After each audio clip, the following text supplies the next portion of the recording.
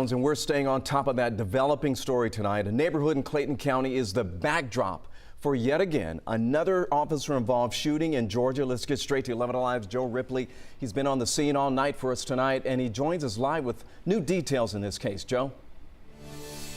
Hey, good evening to you, Ron. Yeah, more on that breaking news we brought you earlier this evening at 6. You can see investigators still on scene here at Maddox Road behind me at this home.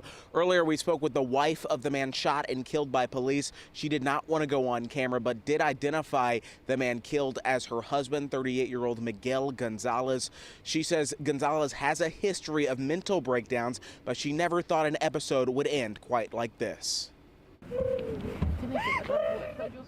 Around dusk, it dawned on the wife of 38-year-old Miguel Gonzalez that she'd lost her husband. Hours earlier, around noon, Clayton County police say they were called out to their home on Maddox Road in Morrow. A fight broke out between Gonzalez and a neighbor. Police say at the time, Chief Kevin Roberts says Gonzalez was unarmed and not considered a threat. But he says Gonzalez went back inside the home, came out with a gun, and yelled at police. Officers say they heard a shot, thinking it was aimed at them. It's unclear whether he fired a shot at this time. The GBI is doing their officer-involved investigation. The officers perceived the threat immediately when he turned towards them with a weapon. Roberts says police fired several shots at Gonzalez. He later died at the hospital. The job alone puts pressure on you every day.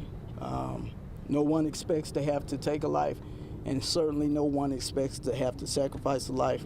But these honorable men and women do their job every day knowing that in the back of their mind. The crime and the shooting is just unbearable.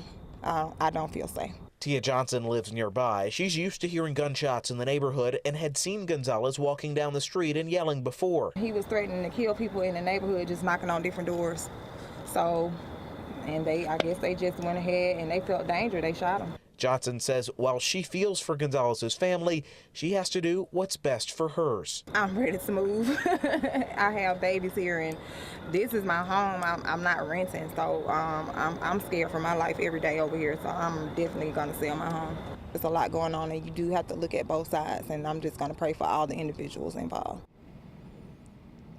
This is a particularly tight-knit neighborhood and community here. We saw neighbors consoling the wife of the man shot and killed by police.